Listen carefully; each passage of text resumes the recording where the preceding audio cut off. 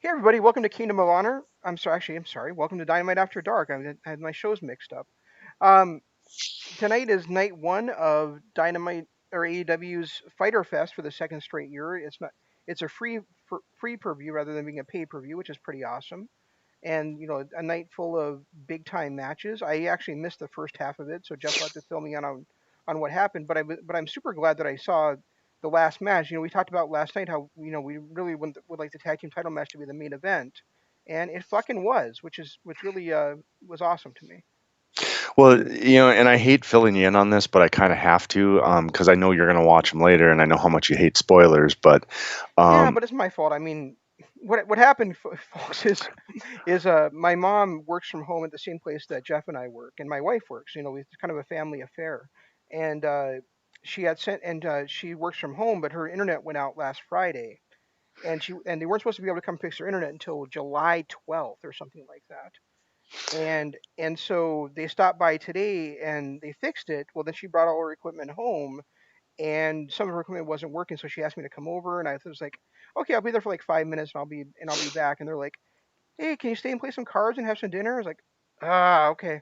So, it's I was a little bit concerned with the way that the first match ended because I complained last night, and we haven't done this show for a couple of weeks. And 2 weeks ago, NJPW was back, and we were both balls in on that.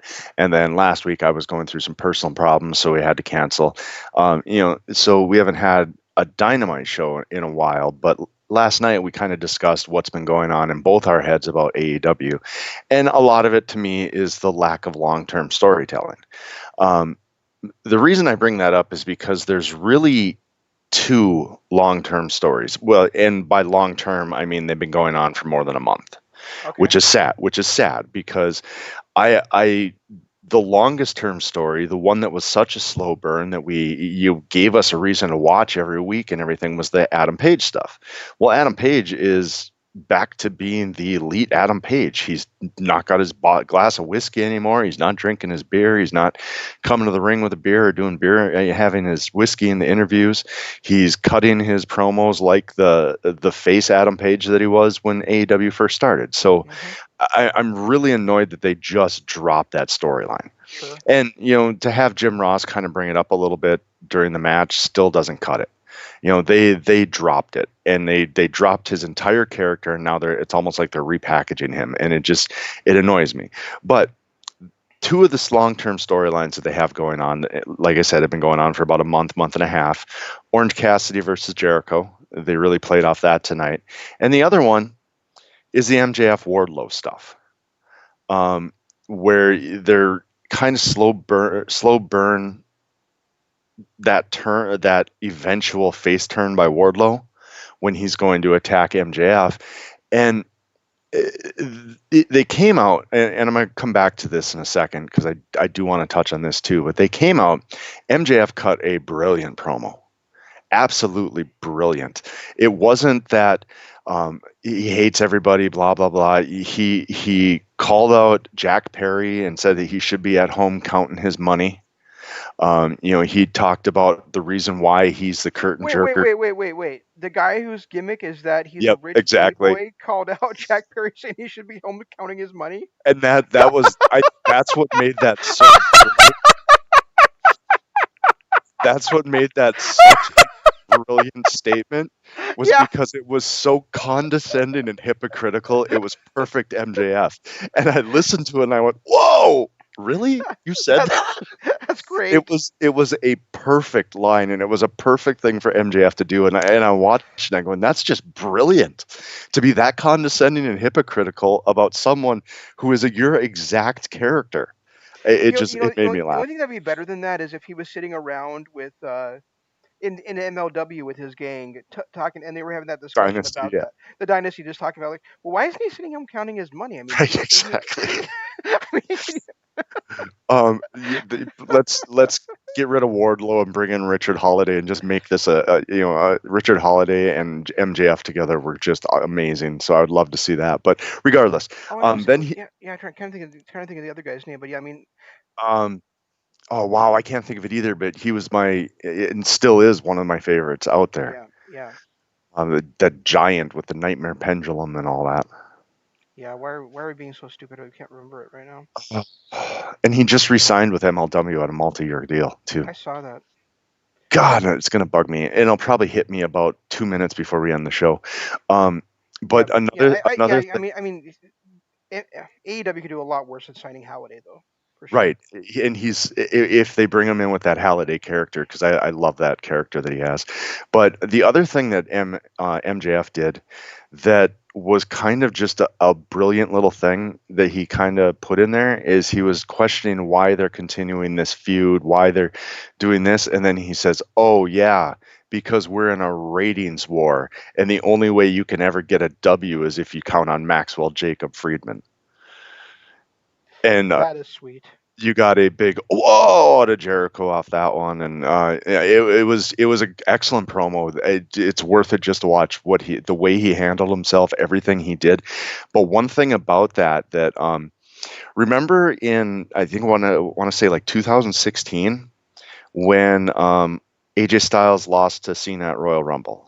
And then he got kind of thrown into Hell in a Cell, but he never got his one-on-one match.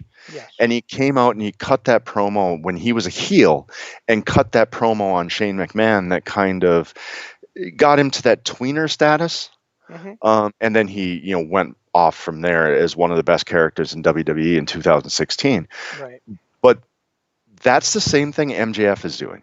MJF is flat out telling the truth when he's talking about how it feels like he's being held down and he's undefeated and he deserves these shots and everything. He's telling the truth exactly like AJ did in 2016. So it's going to be interesting to see how the fans take to him because of that promo that AJ cut on Raw that one night on Shane McMahon is what literally turned him into the tweener, which was the best run of his WWF career. Uh, Well, but the best heels are always, always believe that they're right. Yeah, So. and if they can make you believe they're right, or if they really are right and their heel antics are justified, it makes it even better. Hmm. And I kind of get out of MJF's promos that that's where he's at. It's not that he believes he's right, obviously, but he also is right. And then he's making me believe that he's right, so it's making me cheer for him more and more because it feels like he's getting the shaft. The match they had was a typical tag match with Jungle Express and MJF and Wardlow. There was some greatness out of Luchasaurus, which we haven't really seen that kind of greatness. We saw it last week in his match against Wardlow, and then now in this match, he was on fire the whole match. But the ending was that you saw it coming like 5 miles away because they've been teasing this for the last 2 months, month at least, where Wardlow gets hit with the ring and they break down and everything. But there was one thing that happened right before MJF hit him with the ring. Is Wardlow was holding up Luchasaurus, and MJF pulls out the ring. He goes to hit Luchasaurus. Luchasaurus ducks. He stops in mid swing and starts screaming at Wardlow, "Why can't you do anything right?" Oh. And then Luchasaurus hits him from behind, and he ends up punching Wardlow. They end up losing the match. But it was that one little line that he screamed, which now is justifying Wardlow's turn. It's no longer accidents. Up until now, it's been those accidents where he's accidentally hitting him, he's accidentally pushing him, or whatever. That one line that he threw in there now goes, okay, is him punching him really accidents? Right. So now all of a sudden we've got Wardlow's eventual face turn justified. Which, if you think about it, that was such a brilliant. And I don't know if that was planned. I don't know if that happened spur of the moment. I don't know if they even thought about this ahead of time. But that is such a brilliant piece of storytelling and storyline building, something that we've been missing, because it all of a sudden it clicks. That one little line that he said clicks in your mind about, is this real? Is he really trying to, hurt Wardlow? Is he really trying to hit him? Now Wardlow, he's going to turn face and it's justified. That just one phrase that he did took that entire storyline to a whole new level.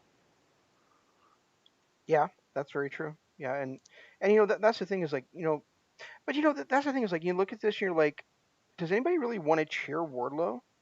I don't want to cheer Wardlow.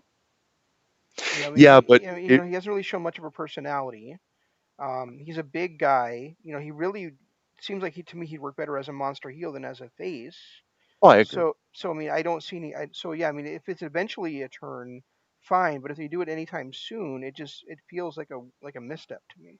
Yeah, and I agree. And I hope this is a long-term story. I hope this is something that they play out through the year. In fact, the absolute earliest I want to see him turn is their Revolution pay-per-view in December or November, whenever they do that one. And the other thing is that Wardlow's done plenty right. Right. Exactly. Exactly. So that is one thing that all of a sudden kicks this storyline into a whole nother gear. And if they can continue those tiny little things until it reaches that boiling point and continue to build on Wardlow and actually put him in matches where he shines, get the fan support behind him, then when his eventual turn does happen on MJF, and I'm not talking about a turn, I think even all in would be, or all out, I'm sorry, would be too early for a heel turn for him or for a face turn for him. I think this is something that's got to be a slow burn. You've got to get the crowd behind him. But that one little line by MJF What crowd? was, well, you know what I mean, the fan support and everything behind him. I But know, but what I'm saying is there's no way to gauge that really. I not mean, unless, and that I'm really not a social media guy, but I mean, unless like they're looking on social media and seeing a bunch of people popping for Wardlow and that kind of thing, then how are they ever going to know when the right time is to make a turn like that? which is why you can't rush it. You've got to wait until we at least start getting fans back in, which is supposed to be about the middle of July. Oh, is it really? Okay. Yeah, it sounds like because they it sounds like Japan is going to allow it for Dominion, which is what, July 15th? No, Yeah, July Japan. Yeah, 7th. Japan has, but in the But United States, who knows? the US, especially Florida, had announced back in May that they were going to allow 25% capacity. And this last week, WWE kind of started allowing more people in, but it was family members of the wrestlers. And as we saw in AEW tonight, they had a lot more people ringside than they normally would have. They weren't following social distancing even slightly, but there was a lot more people ringside now than there was even 2 weeks ago, 2 or 3 And weeks that ago. just blows my mind because we've seen in the last few weeks how things have been blowing up in the South, including in Florida. Well, So, in Texas had 7,000 new cases overnight. right, but I mean, even like the last few weeks, I mean, there were still, all those southern states that decided to reopen because fucking Trump said they should. Right. They've been blowing up, so it's weird to me that they would just keep opening things up in Florida. I'm concerned about it because I don't want to see it become a bigger pandemic than it was before, and then all of a Well, sudden we're shut especially when down there's again. no travel restrictions in the United States, so somebody could get Right. it in Florida, bring it here to Minnesota, Yep. and then we're back right back where we started 3 months ago. And I know a lot of people that live in Florida and they come up here, especially this time of year for Fourth of July and Labor Day. Yeah, You snowbirds. know, Here in Minnesota, folks. It's really cold, so our old retirees will move to someplace like Arizona or Florida, and then they're here for 6 months of the year, and they're there for 6 months of the year. yep. So And they come up. They usually come up around Memorial Day, which they couldn't because of travel restrictions. But now, we're getting the Fourth of July, and travel restrictions are starting to lift. My neighbors who were actually stuck in Greece, they're born and raised from Greece. They have a home here and a home in New York and a home in Greece, and they usually spend their winters in Greece. And they were actually stuck there. They literally just got home 2 days ago, back to Minnesota. So, the travel restrictions are obviously lifting, but they got to be careful about this. They really, really do. right.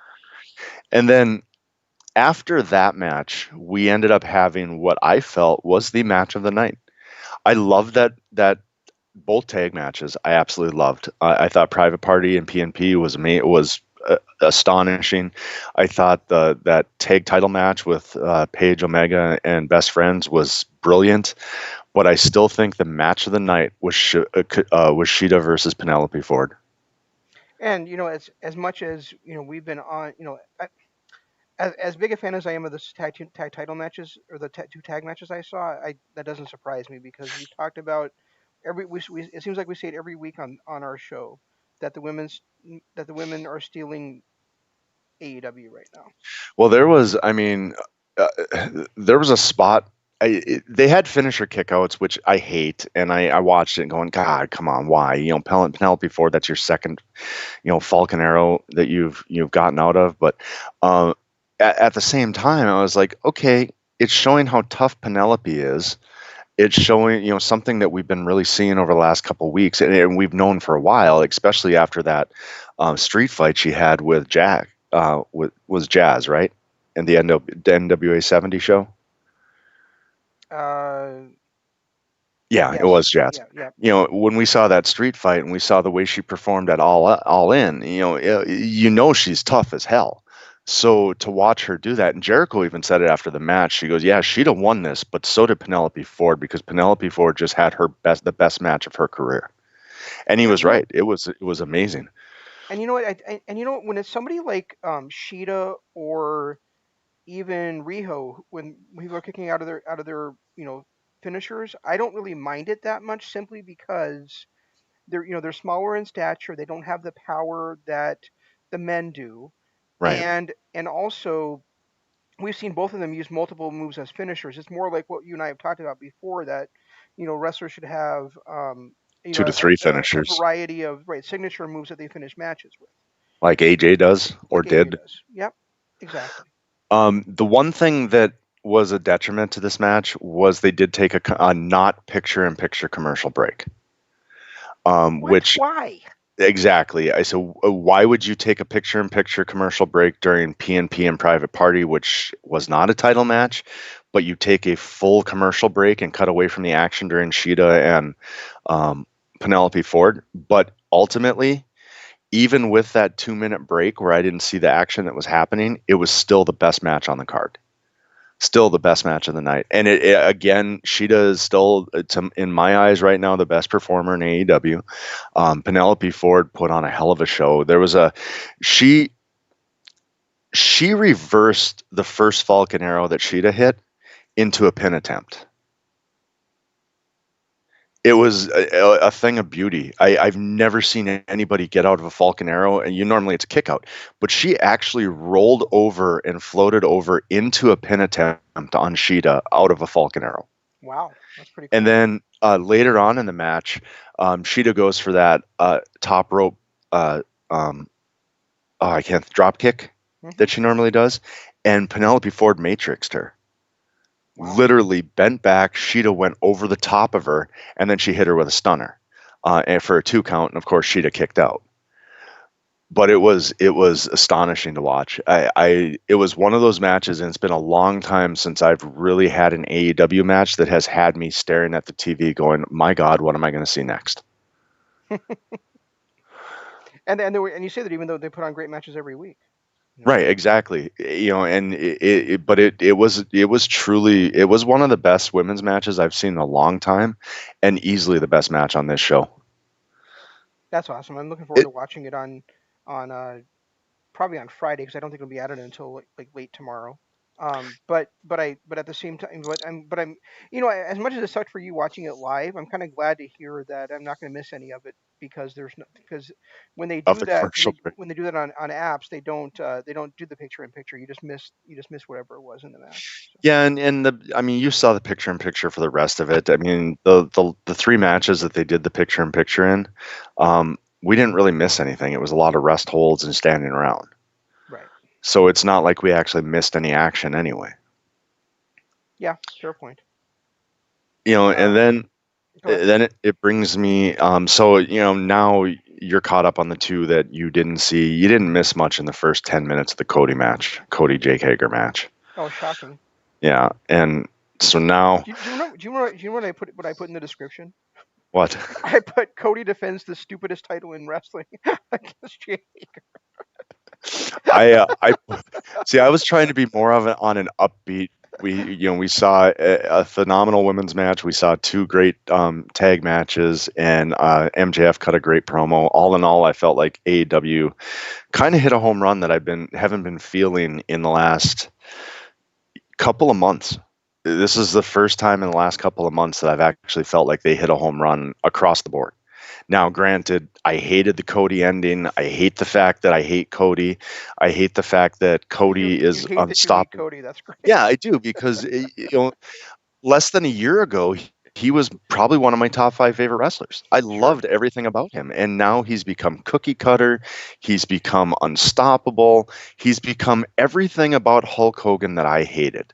The reason I was not a Hulkamaniac is because of the way he acted. And that's what I'm getting out of Cody. Cody is untouchable. He wins every feud. He wins every phase of every feud. He's been having cookie cutter matches. He's doing drama for the sake of drama, not to actually extend a storyline. We talked last night about how this TNT title run is a joke because it's supposed to be a weekly open challenge, and guess what? Next week is a Dynamite. Yes, I realize it's night two of Fyter Fest, but it's still the weekly program, and he's not on it. He's not on it doing the thing he said he was going to be doing, which was defending the title on every single TNT broadcast. And the other thing about that, I actually have two things about that. Number one is he's not defending his title again, but Page and Omega are defending their titles again Exactly. for the second Yep. straight week. And number two is, you know, I realized again tonight that Cody is the most bloated TNT champion of all time.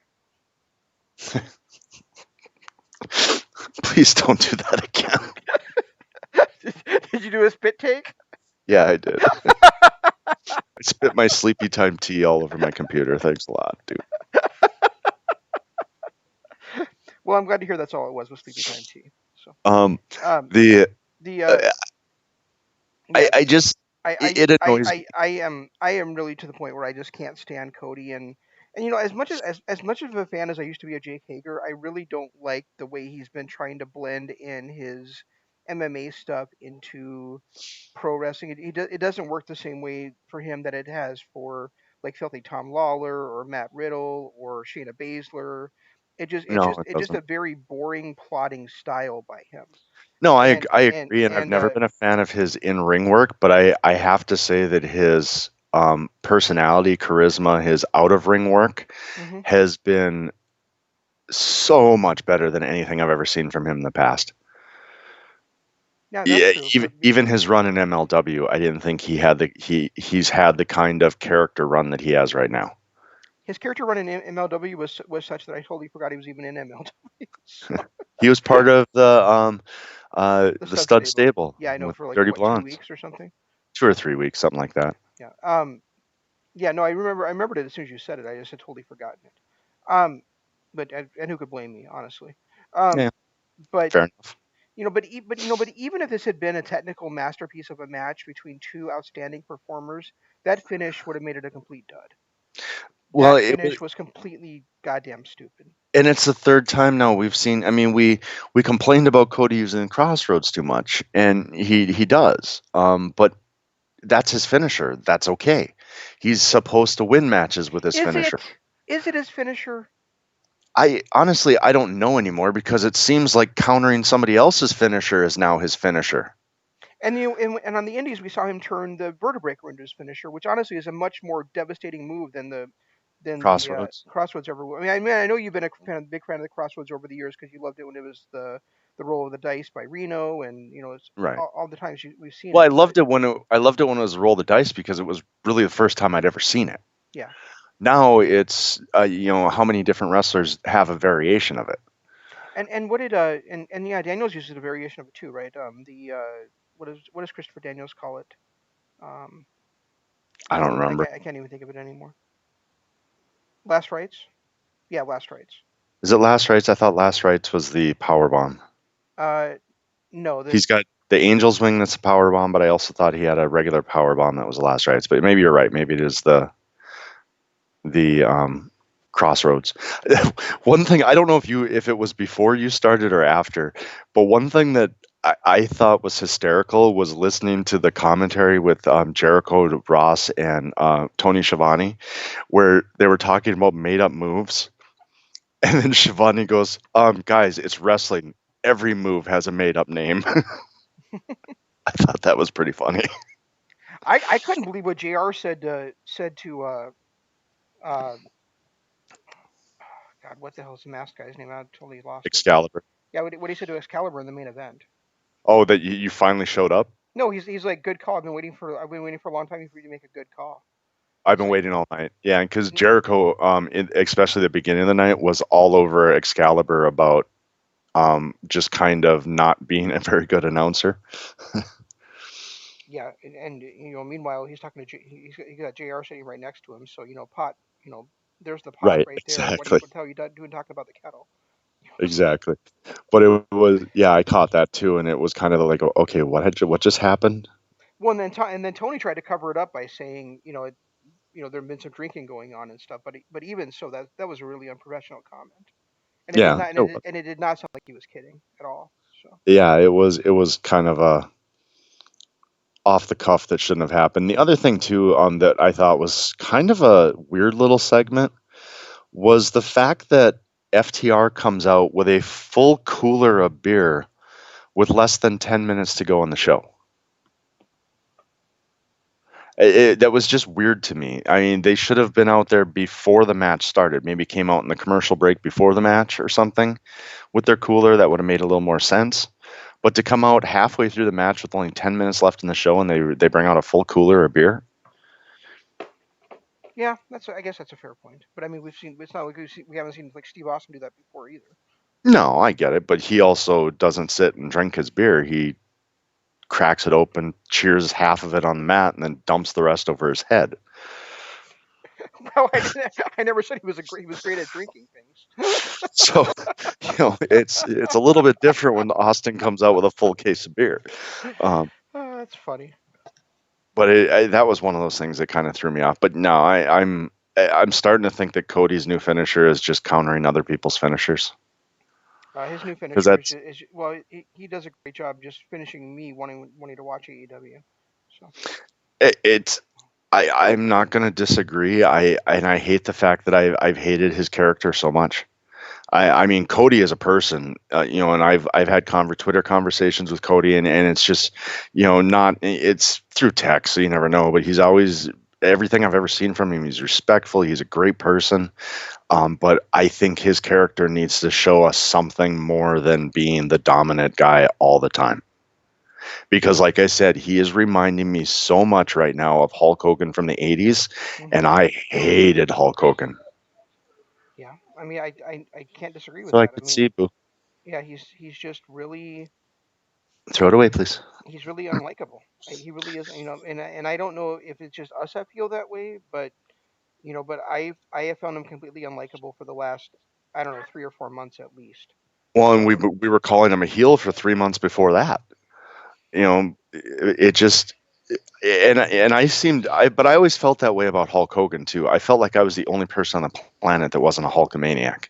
I couldn't stand him. Couldn't stand him. Hated every match he was in. Like WrestleMania 3, the first time around when I was watching it live, I didn't even watch that match.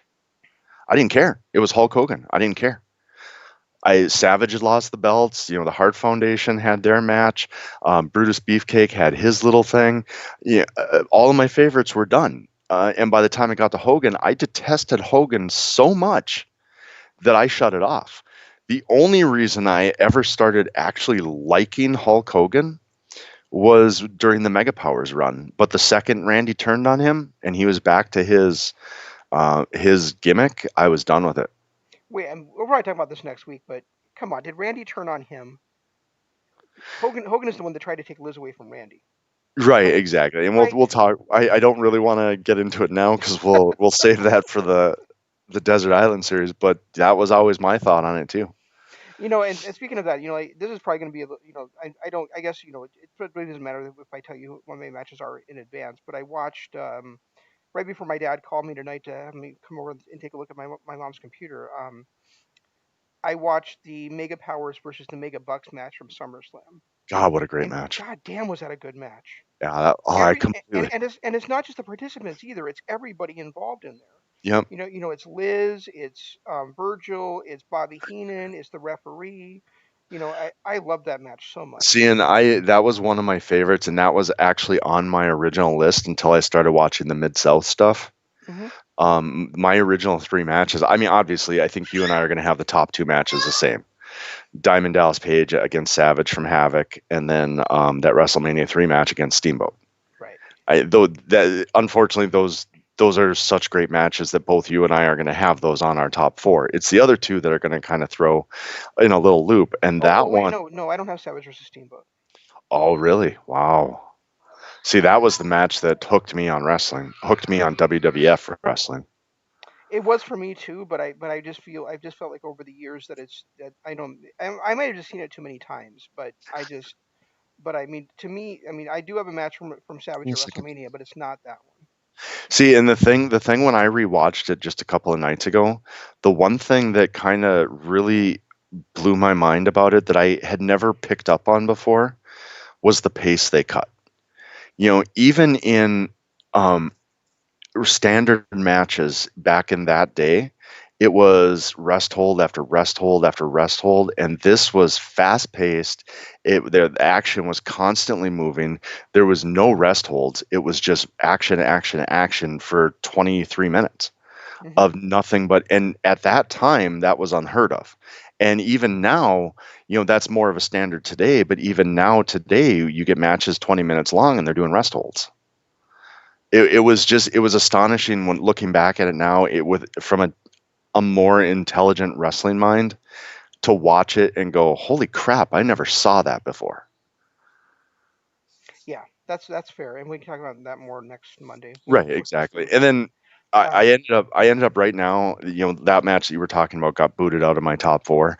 I've got two Mid South matches now that are in there. yep, that And makes of total sense course, to me. I So. got the whole weekend here, and I'm probably going to watch some more, so it might change again.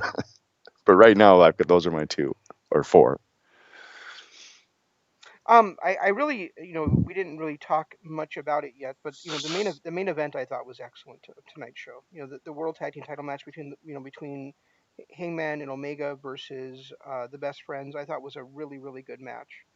And I mean, there's still two tag team matches earlier this year that are just never going to be beat in my opinion. But I mean, this match was absolutely outstanding anyway, and I loved the kind of come from behind story by Hangman where he almost got pinned by Strong Zero. Omega had to save him. Omega got taken out, and then Page is basically fighting 2-on-1 for the last I don't know what 6 7 minutes of the match, Yep, and he finally is able to come back and hit last rights.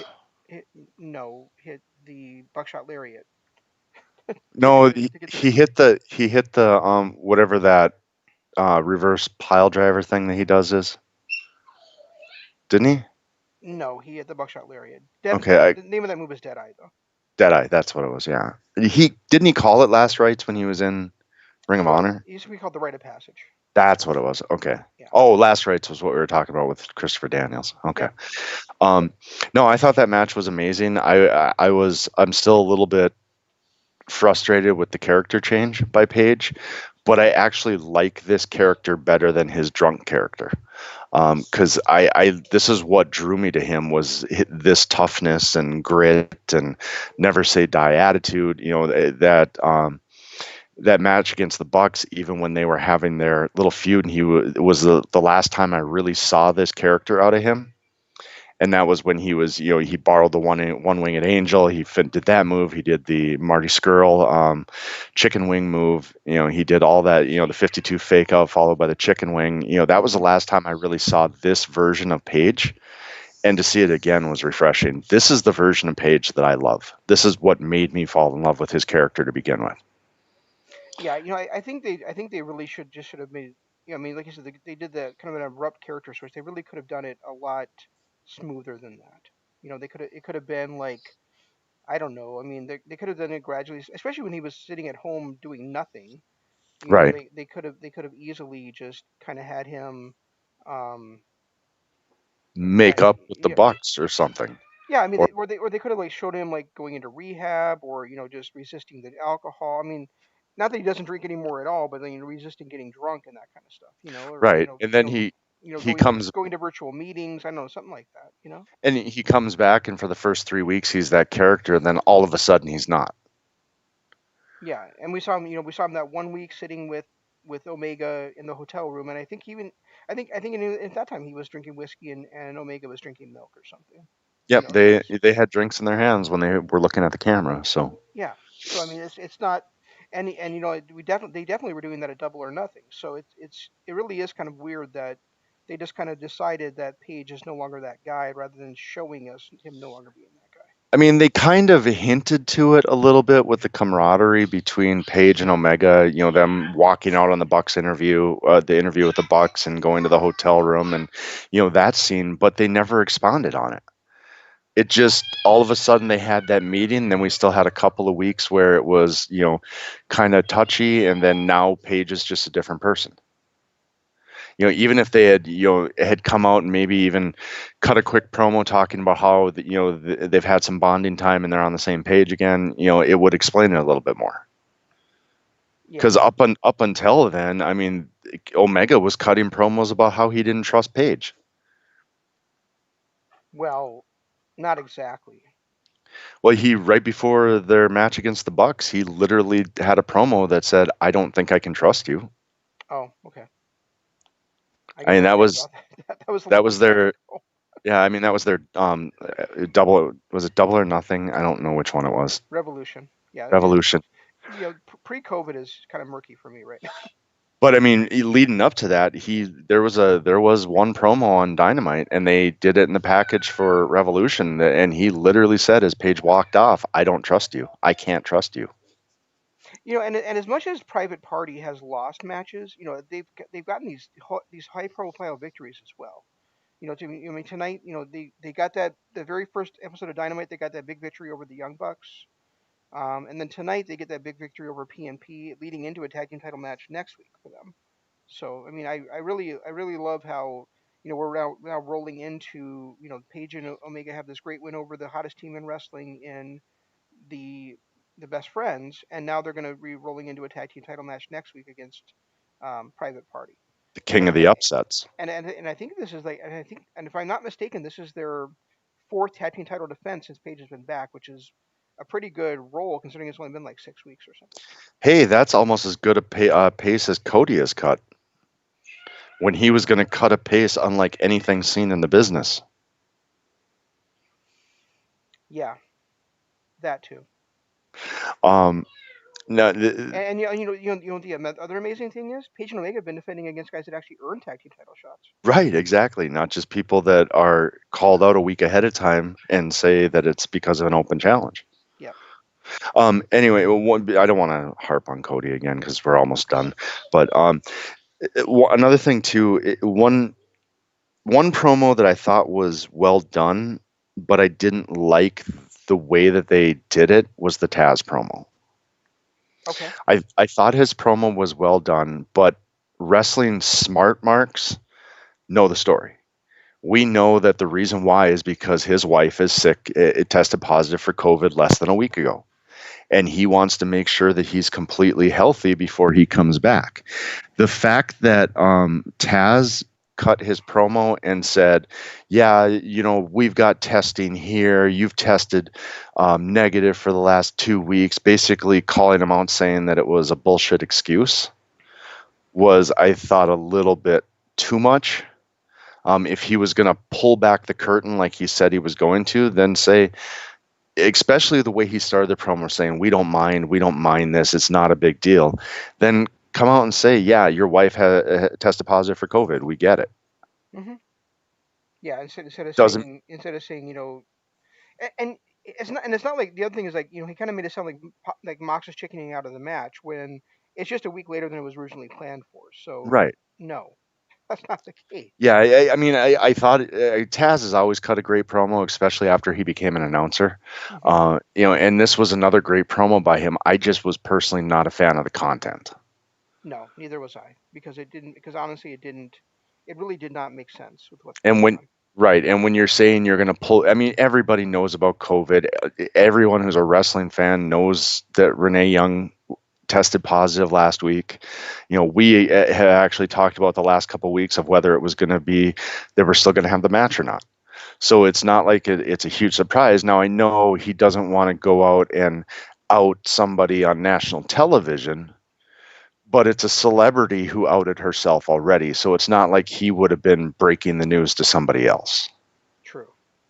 And so we know why he's doing it. And all credit to Mox. His wife tested positive, so he doesn't want to be around the boys in the locker room in case he's given it the 14-week or 14-day incubation period to make sure he's not sick before he comes back. Yeah, I mean that's just a responsible thing to do. Really. Right.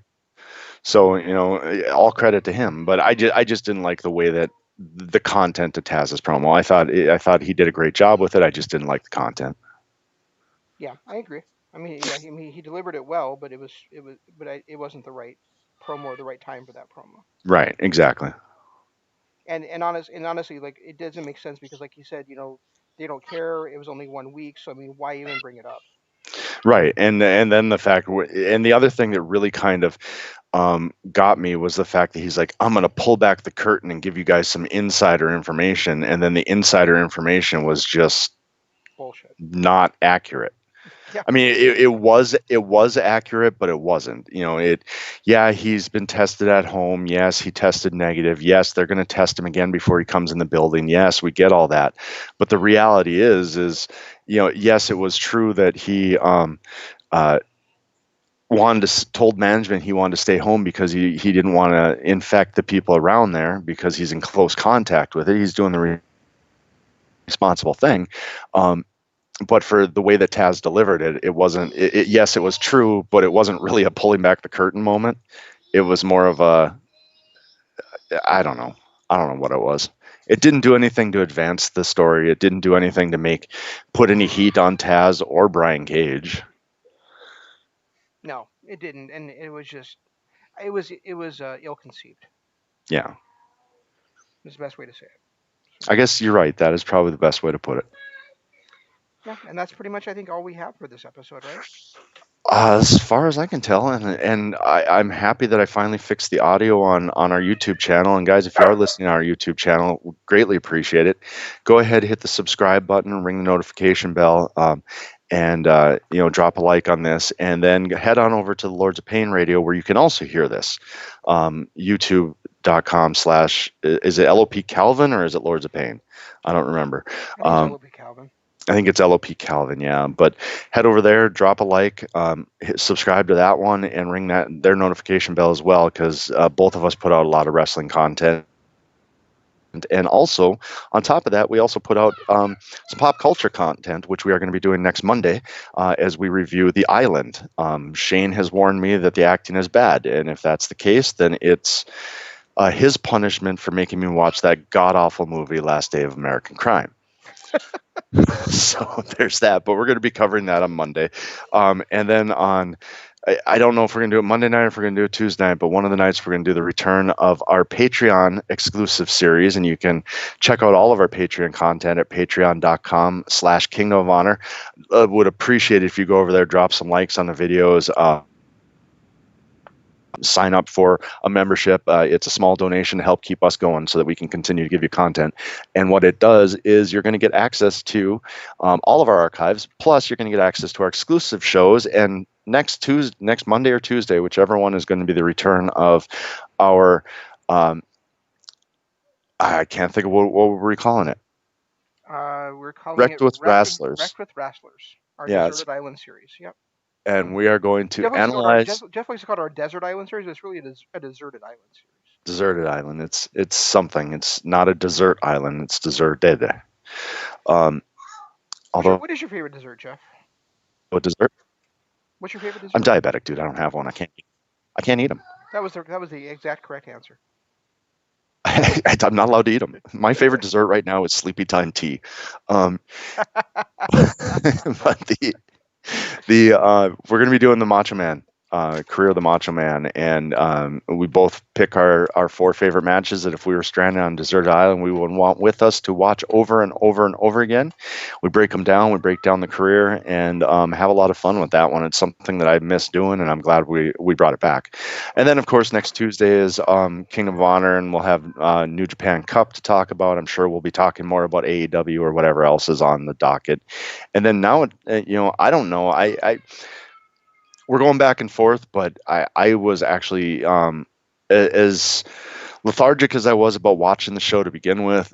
Once I got into it, I really got into it, and I'm glad I did, and glad we did the show. So we're going to be doing it again next Wednesday night as well. Well, I'm sure we'll do it the week after that because the week after when we actually get the world Is title match between, which as I've said is the world title match I've been looking forward to the most since Wrestle Kingdom. So some world title match I've been looking to the most since Brody Lee. yeah, I didn't look forward to that one that much. I did look forward to that. I was disappointed with the outcome, but I did look forward to it. But regardless, we got that's going to happen. So make sure you hit up our YouTubes, both us and Lords of Pain Radio. Check out our Patreon, patreon.com/Kingdom of Honor, and hit us up on Twitter. I'm at Regi Co-op. He's at ZanmanLOP. Use the hashtag DAD and the hashtag KOH. It'll help you find us easier. And we love having conversations with people on there because we get into some pretty deep wrestling talk, and I enjoy it quite a bit. Absolutely, and make sure you tune in tomorrow night for MCLOP Radio Adventure. On Tuesday, we'll be back with you with more New Japan content. That's all we've got. We'll try to do better next time. This is Shane saying long days, pleasant nights, and Jeff saying Goodbye.